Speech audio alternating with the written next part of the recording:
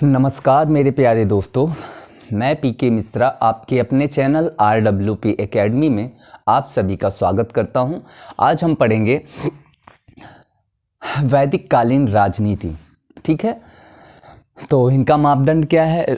वैदिक कालीन जो राजनीति थी उसको हम दो भागों में विभाजित करते हैं। एक तो ऋग वैदिक कालीन राजनीति और एक उत्तर वैदिक कालीन राजनीति। ठीक है, तो इसी में हम दोनों चीज़ें लिखते चलेंगे, साथ में साथ बताते चलूँगा इसका मापदंड क्या है। ठीक है, जब भी हम किसी चीज़ का अध्ययन करते हैं तो सबसे पहली चीज़ें हम अपने स्कूल ही जाते हैं तो उसका एक मानदंड है कि हम भैया ड्रेस पहन के जाएंगे, टाई लगा के जाएंगे। ठीक है, स्कूल में टाइम पे पहुँचेंगे, कुर्सी पे बैठने की व्यवस्था पर, टीचर की घंटी पर मिनट कितनी है, हर एक चीज़ जो है मानदंड के हिसाब से चलेंगे। इतने बजे छुट्टी, ठीक है, इतने बजे स्कूल खुलेगा, इतने बज के इतने मिनट पे पहली घंटी, दूसरी घंटी, तीसरी घंटी, चौथी घंटी, वैसे हम पढ़ते हैं ना। तो उसी तरह हम इसको भी जो है, किसी भी चीज़ को हमें पढ़ना है तो पहले हम उनके मानदंड को जानेंगे कि उनका मानदंड क्या है। तो शुरू करते हैं ऋग वैदिक राजनीति।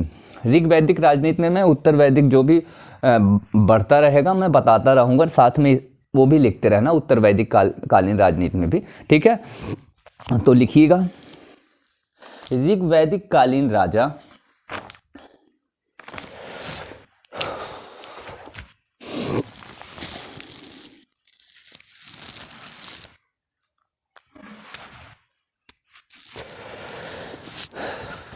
नंबर 1 डालिएगा। ऋग वैदिक कालीन राजा एक कबीलाई सरदार की तरह होता था। एक कबीलाई, जो कबीला होता है, और कबीला में क्या हुआ करते थे, सरदार हुआ करते थे, वो उनके समान हुआ करता था ऋग वैदिक कालीन जो राजा था। एक कबीलाई सरदार की तरह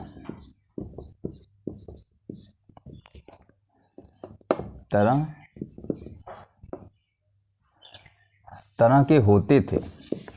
ठीक है, एक कबीलाई सरदार का मतलब समझ रहे हो कि वह जो है स्वेच्छाचारी और निरंकुश राजा नहीं था। लिख लीजिएगा नीचे, मतलब वह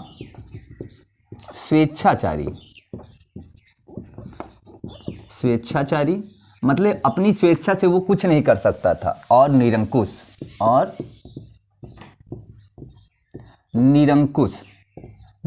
मतलब वह कोई कड़ा फैसला नहीं लेता था।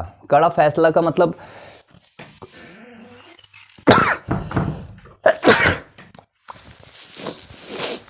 अपने मन से वो कोई फैसला नहीं ले सकता था, निरंकुश नहीं था। लेकिन यहीं पे लिख लीजिएगा, लेकिन उत्तर वैदिक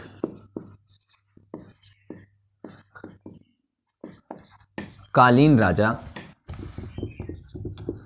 स्वेच्छाचारी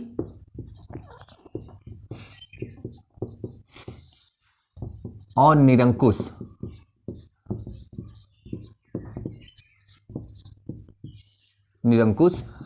दोनों था। क्यों था भाई? क्योंकि ये ऋग वैदिक कालीन जो राजा हुआ करते थे वो ज़्यादातर अपनी सभा पे, समिति पे, गण पे, जन पे सारे फैसले उनके हुआ करते थे। ऐसा फिर जो है हमारा उत्तर वैदिक काल में जब आया तो वहाँ पे जो है राजा जो समिति की बातें ज़्यादा नहीं मानता था, मतलब प्रभाव कम हो गया था, सभा का भी प्रभाव कम हो गया था, गण का भी प्रभाव कम हो गया था, जन का भी प्रभाव कम हो गया था। तो इस वजह से जो है प्रभाव कम होने का मतलब कि वंशानुगत होने लगा। उत्तर वैदिक काल में कुछ चीज़ें वंशानुगत, जैसे हमारा बेटा जो है, जैसे आप जो है ब्राह्मण हैं या क्षत्रिय हैं तो आपका बेटा भी क्षत्रिय होगा। लेकिन पहले जो है ऋग वैदिक काल में ऐसा नहीं था, वो कर्म के हिसाब से कार्य होता था। आप पंडित तभी बनेंगे जब आपके पास ज्ञान होगा, आप क्षत्रिय तभी बनेंगे जब आप लड़ाई में निपुण होंगे, शूद्र आप तभी बनेंगे जब आप जमीनी कार्य जैसे हाँ फावड़ा हथौड़ा ये सब चलाना हुआ तब होगा। वैश्य तब होंगे जब वो बनिया वाला काम करेंगे तब होगा। ठीक है, तो निरंकुश दोनों था। नंबर दूसरा लिख लीजिएगा इसमें, ऋग वैदिक कालीन राजनीति के संगठन। ऋग वैदिक कालीन राजनीतिक संगठन, राजनीतिक लिख लीजिए, राजनीतिक संगठन। ठीक है, ऐसे बना के लिखिएगा, बढ़िया चीजें हैं। तो एक तरफ संगठन लिखिएगा, एक तरफ प्रमुख लिखिएगा, संगठन, और दूसरी तरफ प्रमुख। जो संगठन होता था, जैसे परिवार एक छोटी इकाई है, कई परिवार मिलते थे, ठीक है, तो ग्राम बनता था। ठीक है, जब कई ग्राम बनते थे, जो लिखते चलते हैं, सबसे पहले संगठन में लिख लीजिएगा आप कुल। पहले क्या होता था, परिवार एक होता था। ठीक है, जब 2 4 10 परिवार के, जैसे क्या होता था कि जैसे हमारे बाबा हो गए, ठीक है, हमारे बाबा के 4 5 लड़के थे, और 5 लड़कों के भी 5 5 लड़के हुए, तो ये एक जो है एक पिता से कितने हुए, 5 हुए। ठीक है, तो वो 5 क्या हुए, परिवार हुए। लेकिन जब उनके 5 के 5 हुए तो वो हो गया कुल। ठीक है, अब कुल का जो प्रमुख होता था वो कुलप होता था। कौन होता था, कुलप।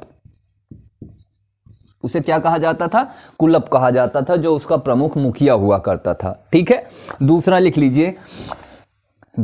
लीजिए ग्राम।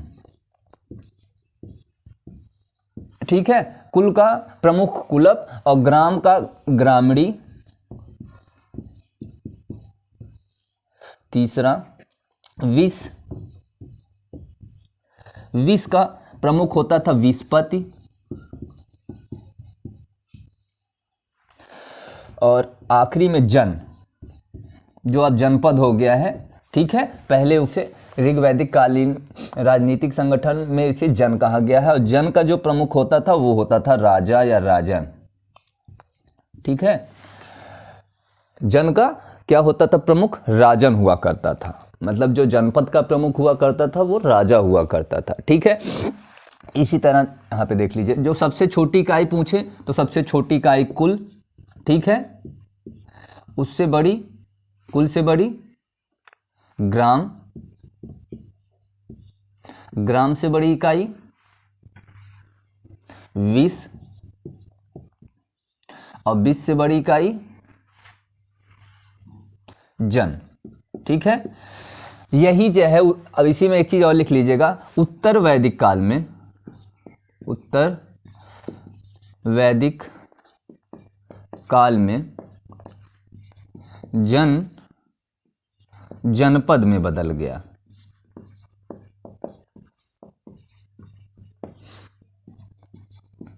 ठीक है, बाकी जो है ऋग वैदिक काल में ये है, बस सब कुछ ऋग वैदिक काल में है, बस एक चीजें बदल गया है, जन जो है जनपद में बदल गया। ठीक है, यहां तक हो गया मेरे प्यारे दोस्तों। अभी और आ रहा है, अभी आएगा नीचे।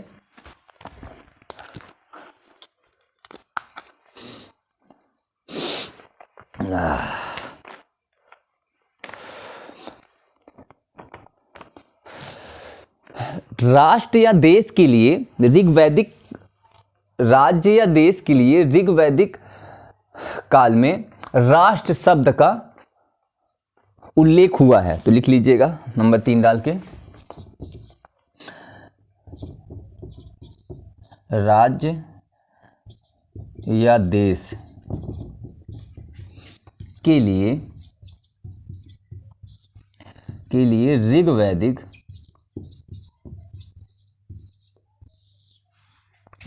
ऋग वैदिक काल में या ऋग वैदिक सभ्यता में, दोनों लिख सकते हैं, में राष्ट्र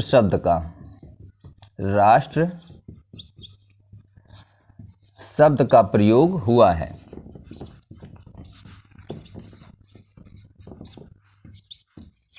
ठीक है, लेकिन यह प्रभुसत्ता, लेकिन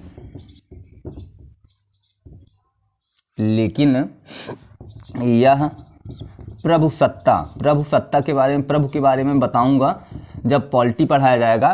प्रभुसत्ता संपन्न राज्य। अब प्रभु का मतलब तो जानते ही है, जो सबसे ऊपर होता है, सबसे ऊपर ओहदे पर होता है, जिसकी सभी बातें मानते हैं, वही होता है प्रभु। ठीक है, प्रभु सत्ता तो जानते होंगे, जो सत्ता को चलाता है। ठीक है, सत्ता जो राज्य को चलाता हो, जो पूरे देश को चलाता हो, वही होता है प्रभु। ठीक है, और उसकी पूरी जो जितनी दूरियां होती हैं वो होती हैं उसकी सत्ता। और संपन्न मतलब विकसित। ठीक है, प्रभु सत्ता संपन्न राज्य का सूचक नहीं है। शब्द का तो उल्लेख हुआ है, लेकिन वो सर्वसंपन्न नहीं थे ऋग्वैदिक कालीन जो थे लोग। ठीक है, इतना आ रहा है, इतना लिखिएगा, फिर मिटाते हैं। ठीक है, आप लोग रोक के वीडियो लिख लीजिएगा।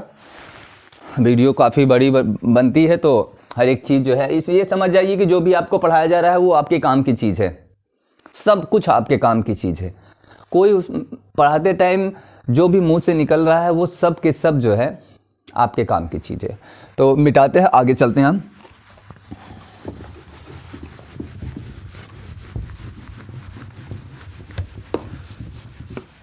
राजनीति मिटाई, चलो ऊपर लिखा है। अभी ऋग्वैदिक कालीन राजनीति चलेगी, उसमें जो है उत्तर वैदिक कालीन बीच बीच में जो भी बदला रहेगा मैं उसे बताता रहूंगा। ठीक है,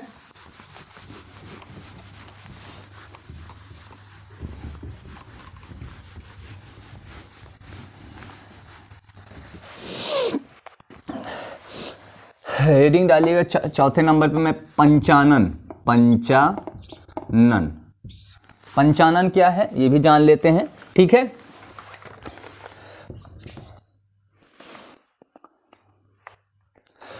पांच जन अभी बताया ना, 5 जनपद मैं अभी कह रहा हूं जो उत्तर वैदिक काल में हुआ। लेकिन आप लोगों को मत समझिए, जो जन मतलब जनपद। ठीक है, जनपद जो है, जनपद के पूरे समूह को क्या कहा जाता था? 5 जनपद के समूह को हम पंचानन कहते थे। लिख लीजिएगा, 5 चाहे हिंदी में लिखिए चाहे ऐसे लिख लीजिए। 5 जनों या 5 कबीलों को कह सकते हो। 5 जनों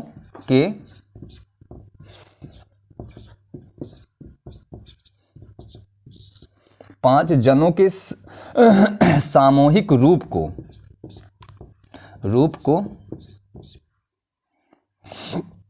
पंचानन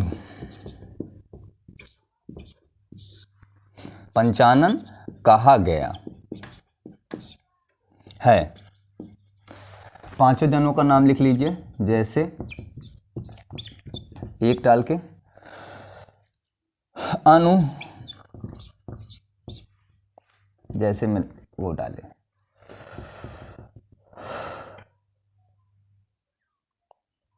जिसमें लिखिए, जैसे नहीं सही पड़ेगा। 5 जनों का, 5 जनों के सामूहिक रूप को पंचानन कहा गया। नंबर 1 करके लिखिए अनु, नंबर 2 यदु, नंबर 3 कुरु की कुरु नहीं, पुरु, चौथा द्रुम, ये माँ भी है आज में।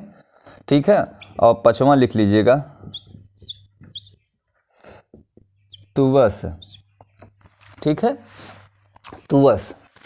तो ये जो है पंचानन, जो 5 लोगों का, जो 5 जनपदों का जो समूह होता था वो पंचानन कहलाता था। उसमें अनु, यदु, पुरु, द्रु और तुवसे से है, तुवसे रहता है, तुवस लिख दिया है, तुवसे। ठीक है, तो ये हो गया। अब आगे 5वां नंबर, दशानन युद्ध। दशानन दशाराग है यार, वो दशानन तो रावण को कहा जाता है। दशराग युद्ध की विशेषता लिख लीजिए। इस युद्ध की विशेषता क्या थी? पूछ सकता है। दशानन युद्ध तो पहली बात तो दो कबीलों के बीच लड़ा गया था। एक तरफ भरत कबीला था, दूसरी तरफ 10 कबीलों के जो है के लोग थे। ठीक है, एक तरफ 10 कबीले के लोग थे, एक तरफ भरत कबीले के लोग अकेले थे। तो 10 कबीलों में और भरत कबीलों में लड़ाई हुई। ठीक है, तो लिखते भी चलते हैं साथ साथ। यह युद्ध, लिख लीजिएगा, यह युद्ध पुरुषणी को रावी कहा जाता है। ठीक है, पुरुषवी नदी के तट पे लड़ा गया, तट पर लड़ा गया, तट पे लड़ा गया है। और इसके जो वो थे, एक तरफ भरत कबीला, हाँ, लड़ा गया, जिसमें एक तरफ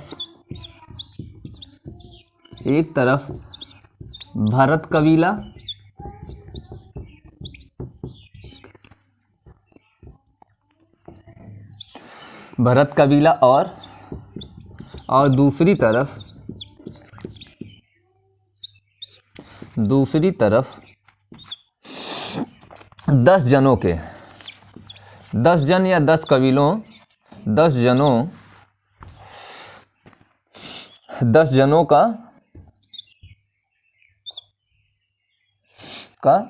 कबीला या 10 जनों के 10 जनों के सम्राट, लिख लीजिए, 10 जनों के समूह। रुक जाओ 1 मिनट दो, पढ़ा रहे हैं पापा ना, आपको पता है। तब भी आप आ जाते हो। चलो जाओ भाई, अभी डिस्टर्ब मत करना, मम्मी को बुला लेना। ठीक है, जाओ वहाँ निकाल लेना अपने से, मैं पढ़ा रहा हूँ अभी। ठीक है,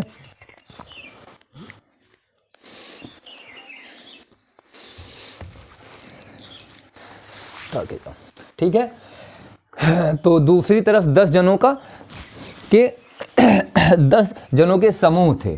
ठीक है, भरत कबीले के राजा, भरत जन लिखिएगा, भरत जन के राजा या राजन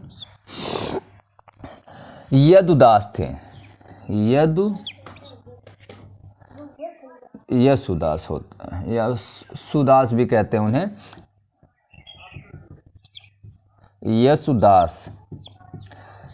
इसीलिए हमें पता नहीं चलता कि इसमें दास प्रथा थी, क्योंकि दास प्रथा अगर होती तो राजा के पीछे दास न लगा होता। ठीक है, इसलिए कि सब कहते हैं कि इसमें दास प्रथा नहीं थी।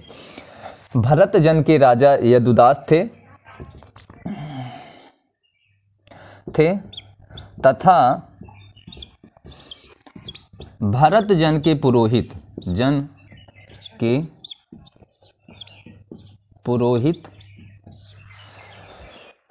भरत जन के पुरोहित जो है वशिष्ठ जी थे। वशिष्ठ ऋषि थे और 10 जन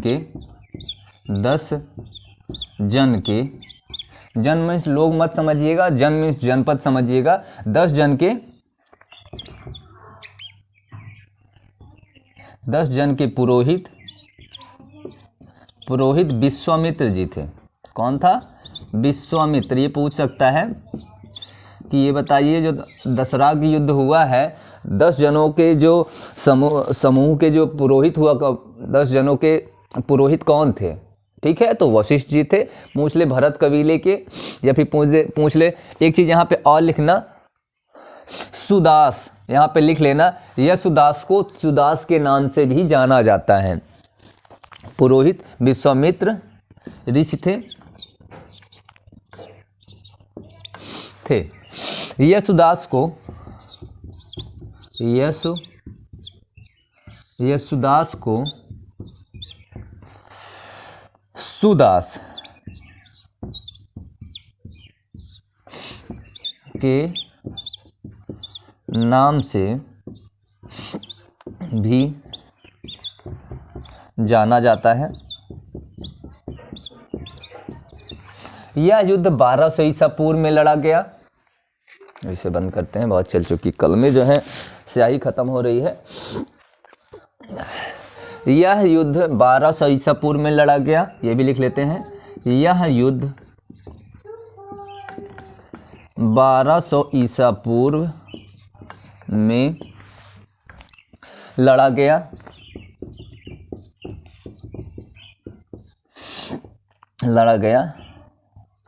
था, ठीक है।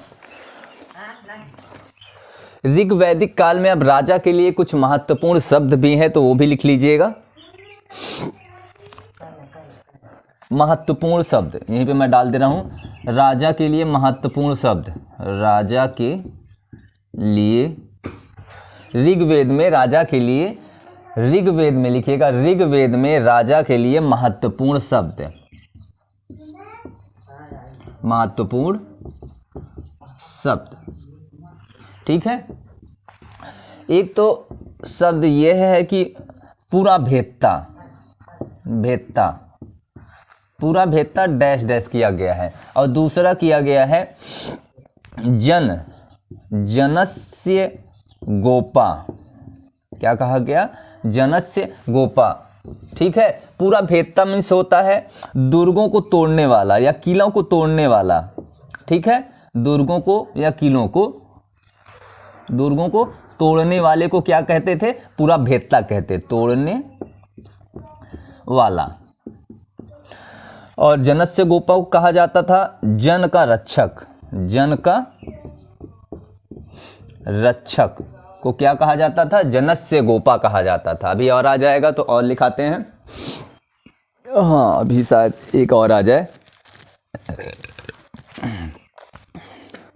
अब जो ऋग्वैदिक कालीन जो राजा थे उनके कुछ कर्तव्य भी हुआ करते थे। तो यहाँ पे ऋग्वैदिक कालीन राजा के कर्तव्य, यहाँ पे मैं कर्तव्य लिख दे रहा हूँ। कर्तव्य क्या था? कर्तव्य, राजा का कर्तव्य क्या हुआ करता था? नंबर 1 डाल लीजिएगा। युद्ध का नेतृत्व करना, पहली चीज तो वो क्या करता था? युद्ध का नेतृत्व करता था, नेतृत्व करना। दूसरा लिख लीजिएगा यहीं पे, जन की रक्षा करना, रक्षा करना। इसी में एक चीज और लिख लीजिए, साहित्य, दशराग युद्ध, ठीक है। साहित्यिक रूप से सबसे प्राचीन जो है युद्ध है, मतलब ये पहला ऐसा युद्ध है जिसका लिखा हुआ विवरण प्राप्त है, ठीक है। तो कोई अगर पूछे तो आप बता भी सकते हैं। साहित्यिक रूप का जो पहला युद्ध है वो है दशराग युद्ध, ठीक है। नीचे लिख लीजिएगा एक लाइन में, दशराग युद्ध, दशराग युद्ध को साहित्यिक स्रोतों का सबसे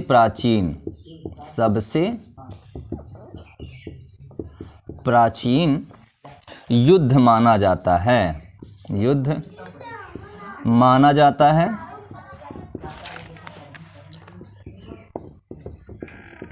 माना जाता है, ठीक है। इतना लिखिए, तब आगे चलते हैं।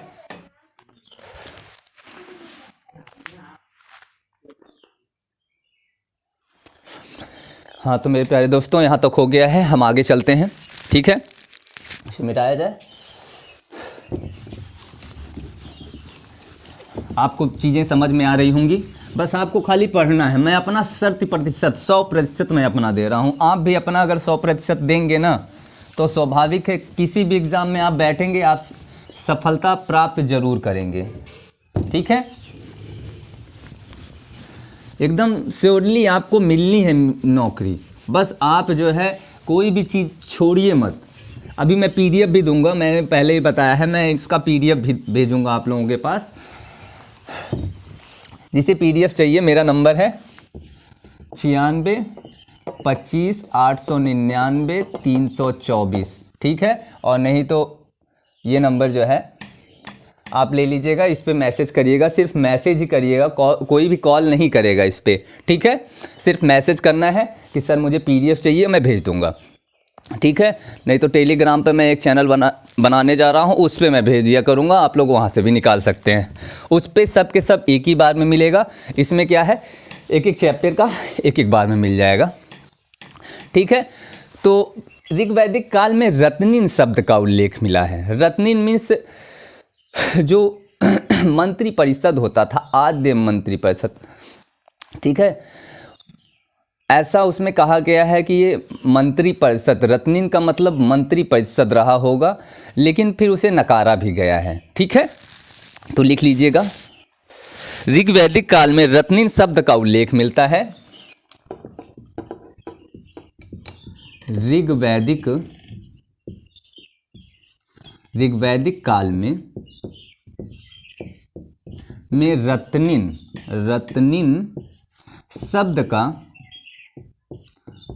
शब्द का उल्लेख मिलता है।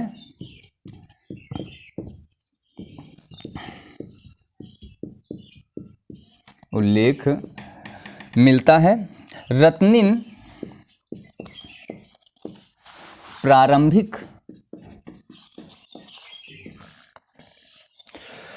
प्रारंभिक इकाई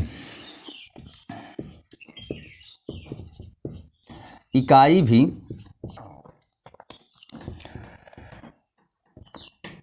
इकाई थी, ठीक है।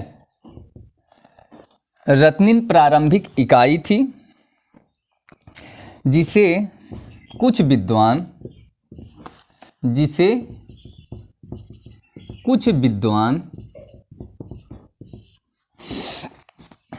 मंत्री परिषद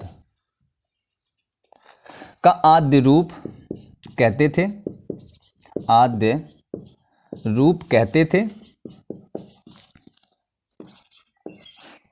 किंतु यह मंत्री परिषद नहीं था। मंत्री परिषद नहीं था, ठीक है। तो रत्निन जो है, रत्निन में शामिल जो रत्निन जिन्हें कहा जाता था, रत्निन में शामिल सदस्य लिख लीजिएगा। रत्निन में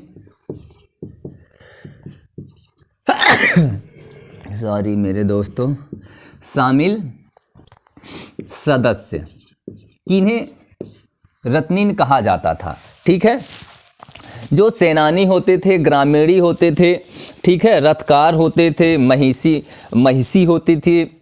महिषी जो होते थे, महिषी जो है रानी और पटरानी को कहा जाता था, ठीक है। तो लिख लीजिएगा, रत्निन में शामिल सदस्य सेनानी, ठीक है, और ग्रामीणी, ये आ रहा है कि नहीं, ग्रामीणी के कट रहा है तो ग्रामीणी यहां से मिटा देते हैं।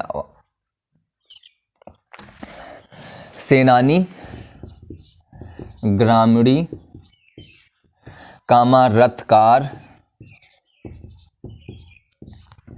कामा महिषी मैंने बताया है रानी और या पटरानी को कहा जाता था। बढ़ई,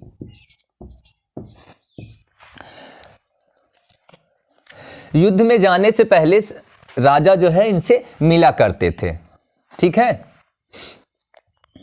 इत्यादि। राजा इनके घर जाके खाना खाते थे, ठीक है, या इन सब से मिला करते थे। ऐसा राजा जो है, राजन उस समय का जो ऋग्वैदिक कालीन राजा है वो करता था, ठीक है। आगे चलते हैं। पुरोहित को सबसे महत्वपूर्ण प्रशासनिक अधिकारी माना जाता था। जो पुरोहित हुआ करता था, पुरोहित मैंने बताया है वेदों को जो पढ़ने वाले थे, ठीक है, उन्हें क्या कहा जाता था, पुरोहित कहा जाता था। तो लिख लीजिएगा, पुरोहित को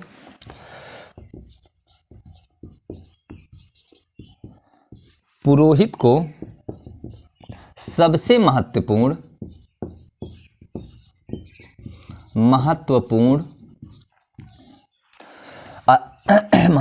प्रशासनिक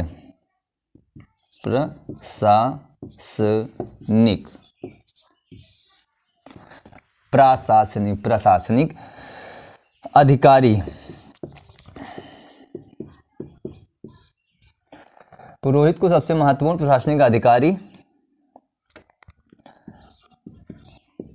माना जाता था। और इसमें भी लिख लीजिए, उत्तर वैदिक काल में भी पुरोहितों का महत्व बना रहा। उत्तर वैदिक काल में भी पुरोहितों का महत्व बना रहा। अस्पस जो होते थे, अस्पस गुप्तचरों को कहा जाता था। अस्पस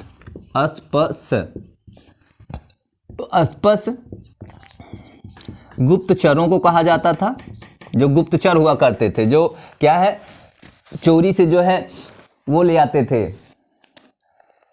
कि हमारे ऊपर कौन सा आक्रमण करने वाला है।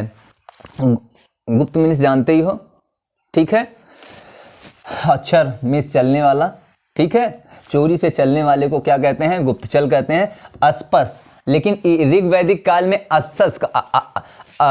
सपस कहा जाता था। सपस, ठीक है। सपस किसे कहा जाता था, गुप्तचरों को सपस कहा जाता था। अस्पस गुप्तचरों को कहा जाता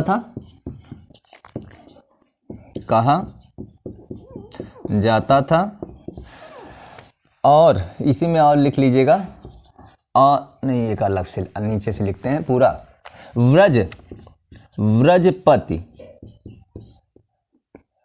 ब्राजपति लिखे थे सर, तो हाँ, ब्राजपति चारागाह का स्वामी हुआ करता था। चारागाह का स्वामी होता था। ऋग वैदिक काल में कर नहीं था। ऋग वैदिक काल में कर नहीं था, भोग या भाग था। क्या था, भोग या भाग, भोग या भाग था, जो स्वेच्छा से उपहार के रूप में दिया जाता था। स्वेच्छा से उपहार के रूप में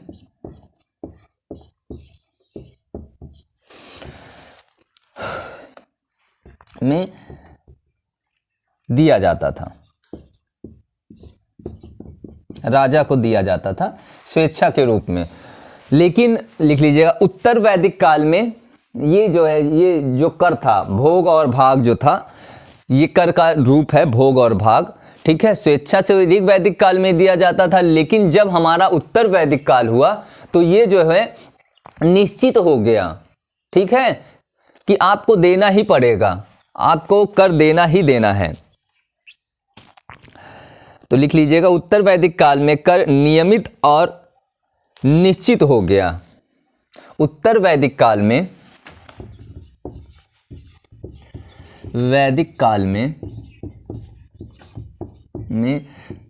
कर नियमित तथा निश्चित हो गया था, ठीक है। यहां तक लीजिए। अब हम चलते हैं संस्थाएं, ठीक है, वैदिक संस्थाएं। 4 वैदिक संस्थाएं हैं, विदथ, गण, सभा और समिति, ठीक है। तो आप लोग चलिए, आप लोग क्या करना है, आपको रोकना है और अपना काम पूरा कर लेना है, मतलब आगे का लिख लेना है। ओहो, राजनीति, अच्छा अच्छा अच्छा, सामाजिक स्थिति भी मैंने बताई थी। सामाजिक स्थिति के बाद राजनीतिक स्थिति सीधे चली आई। सामाजिक स्थिति तो मैंने बता ही दिया था सब, कि कुछ छोड़ा था। हाँ अच्छा, अर्थव्यवस्था, चलिए इसके बाद अर्थव्यवस्था पढ़ा देंगे। वैदिक कालीन राजनीति खत्म कर लेते हैं, तब आप लोग एक बार देख लीजिए और रोक के आप लोग लिख लिया करिए। ये सब जितनी भी चीज़ें हैं सब आपके लिए इम्पॉर्टेंट हैं, इसीलिए आप जानते हैं आज शायद 8वां दिन है वैदिक काल का। अभी एक आध दिन, शायद 2 दिन 3 दिन और चले, तब जाके ख़त्म होगा। 4 दिन भी चल सकता है। ठीक है, तो अब मिटाते हैं, आगे चलते हैं।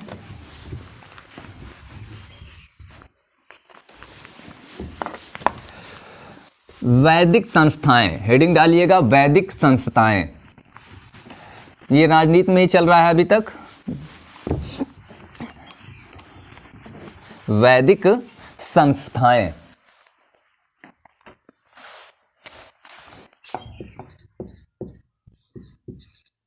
वैदिक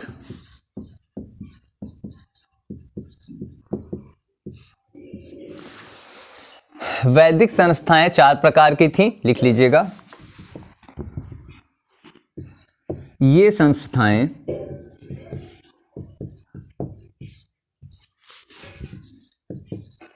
चार थी, ये 4 प्रकार की थी। नंबर 1 डालिएगा विदथ, ठीक है। दूसरा करिएगा गण, तीसरा करिएगा सभा, और चौथा करिएगा समिति। ठीक है। विदर जो है ऋग्वैदिक काल की प्राचीनतम सभा थी, जिसमें स्त्रियां भी शामिल थी, लिख लीजिएगा। विदथ ऋग वैदिक काल की प्राचीनतम सभा थी, जिसमें स्त्रियां भी शामिल थी। स्त्रियां भी शामिल हुआ करती थी, लेकिन उत्तर वैदिक काल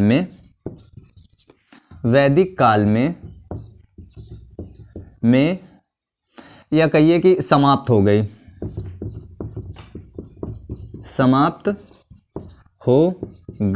यह सभा। उत्तर वैदिक काल में यह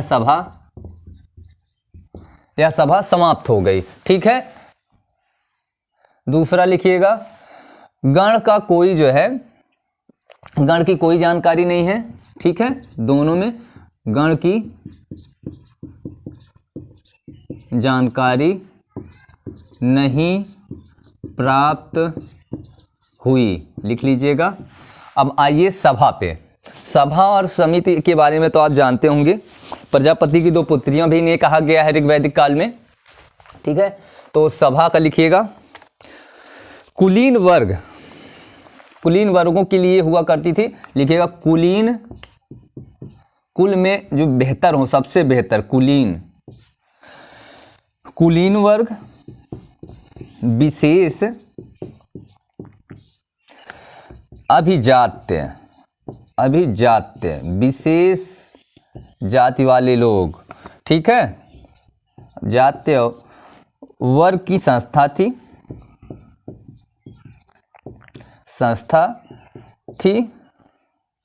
यह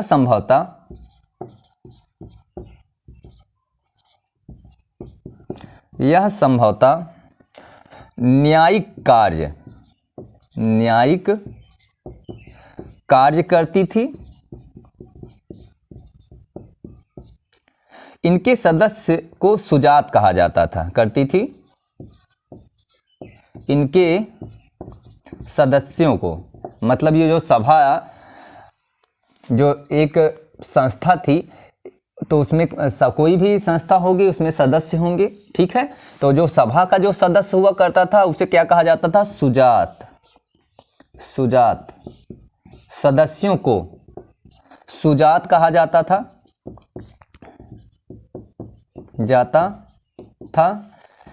और इसमें लिख लीजिएगा उत्तर वैदिक काल में प्रभाव कम हो गया। बस इतना लिख लीजिएगा। और समिति के बारे में लिखते हैं, यह जो है साधारण लोगों की सभा थी। यह साधारण लोगों की संस्था थी। इसके प्रमुख को ईशान कहा जाता था। क्या कहा जाता था? ईशान कहा जाता था। समिति का प्रमुख कार्य,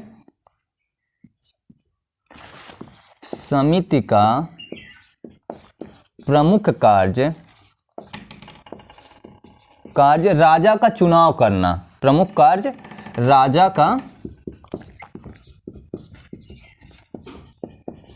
चुनाव करना, ठीक है। यहाँ तक लिख लीजिए, फिर हम समिति को, काफ़ी बड़ा है, समिति से ही बताएंगे, ठीक है।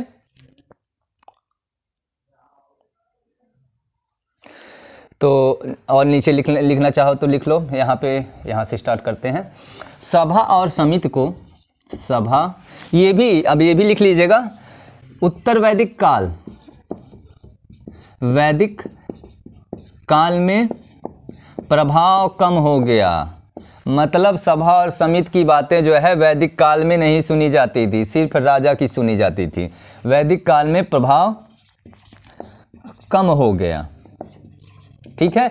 लिख लीजिए, सभा और समिति को, सभा और समिति को प्रजापति की पुत्रियां कहा गया है। ऋग वैदिक काल में कहा गया है। इसका महत्व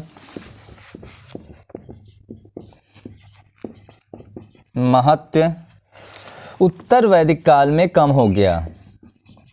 उत्तर वैदिक काल में कम हो गया, क्योंकि राजा वंशानुगत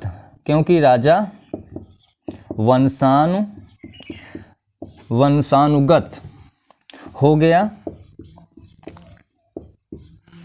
यह बहुत शक्तिशाली हो गया। लिख लीजिए, यह बहुत शक्तिशाली हो गया, ठीक है। नीचे और आगे लिख लेते हैं।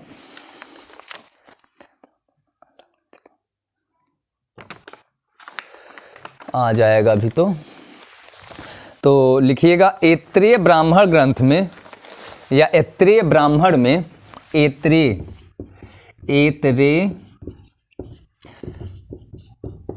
ब्राह्मण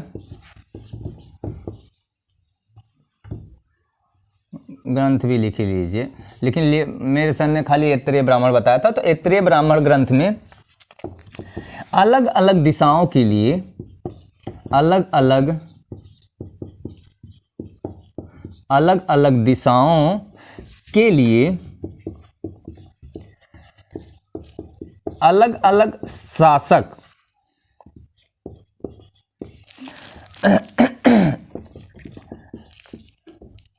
शासन का नाम मिलता है, अलग अलग शासक का नाम मिलता।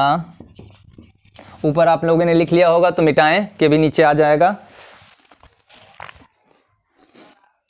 एक छोटा सा बना देते हैं, उसी में आप लोग समझ लेंगे, ठीक है। पहली चीज तो एक ये मध्य हो गया, लिख ली। अच्छा लिखते चलिए, मैं ऊपर एक तो वो बना दूंगा स्ट्रक्चर, तब तक नीचे लिख लीजिएगा। मध्य लिखिए। मध्य में ही, मध्य में मतलब बीच में, जब देखो ये हो गया, ठीक है, ये हो गया बीच हमारा, ठीक है। बीच में जो राजा रहेगा उसे क्या कहा जाएगा? मध्य में, मध्य में राजा को राजा ही कहा जाता है, ठीक है। यहां पे जब रहेगा तो उसे क्या कहा जाएगा? राजा कहा जाएगा। बता दे रहा हूं, यहां पे लिखते रहिएगा, ठीक है। मध्य में राजा को राजा, ठीक। उत्तर में, उत्तर के राजा को लिख लीजिए, उत्तर के राजा को विराट, यहां पे विराट, उत्तर ये ऊपर है तो ये क्या होता है? विराट हो गया। उत्तर में जो राजा रहेगा उसे क्या कहते हैं? विराट कहते हैं। जो बीच में रहते हैं वो राजन या राजा कहते हैं। उत्तर के राजा को विराट, दक्षिण के राजा को, दक्षिण के राजा को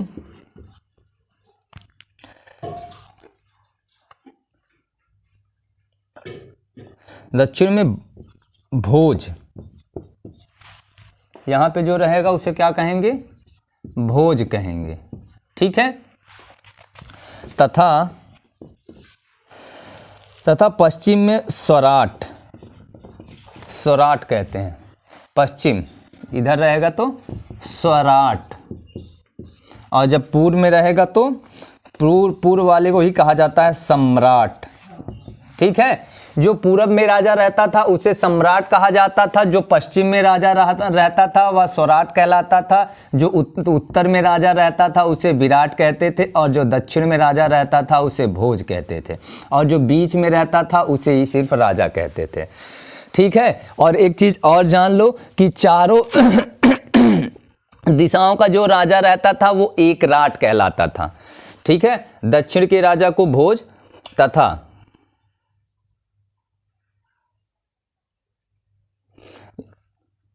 लिख लीजिए पश्चिम के राजा को स्वराट, तथा पश्चिम, नीचे आ रहा है कि नहीं आ रहा है? अच्छा आ जाएगा। पश्चिम के राजा को पश्चिम, तथा पश्चिम के राजा को स्वराट, और पूर्व के राजा को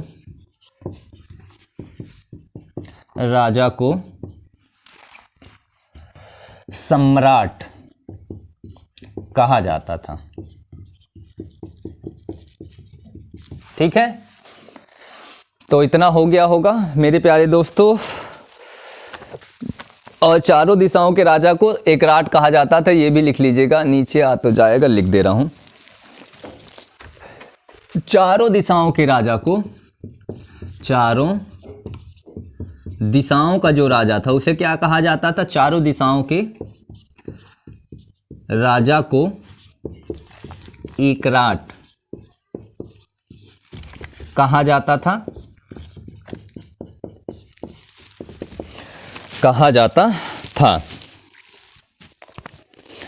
अब जो है उत्तर वैदिक काल,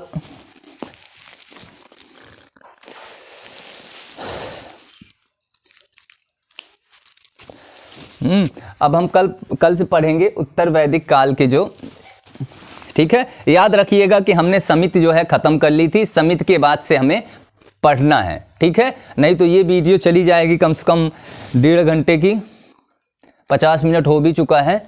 अभी मुझे नहीं लगता कि अभी इसे ख़त्म करना, ये 2 दिन का चैप्टर ही है, काफ़ी बड़ा है ये। राजनीतिक जो स्थिति है काफ़ी बड़ी है, तो इसे पढ़ाने में ये मान लीजिए कि 2 दिन मतलब 2.5 से 3 घंटे लगेंगे। तो आज के लिए धन्यवाद मेरे प्यारे दोस्तों, कल फिर मिलते हैं। उससे पहले लाइक, सब्सक्राइब, शेयर करना मत भूलिए। आपके बेहतर जीवन की कामना करते हुए मैं ये कहना चाहता हूँ कि आप जितनी मेहनत अपने लिए करेंगे, सिर्फ अपने लिए करिए, ठीक है। और उससे भी ज़रूरी चीज़, जो आपके माता पिता जी हैं, आपको बहुत ही मेहनत से उनसे पैसे आते हैं। हम लोग गरीब फैमिली से बिलोंग करते हैं, तो पैसे की कीमत हमें पता है कि 2-2 रुपए बचा के जो है हम अपना काम करते हैं। तो आज के लिए मेरे प्यारे दोस्तों धन्यवाद, कल फिर मिलते हैं, नमस्कार।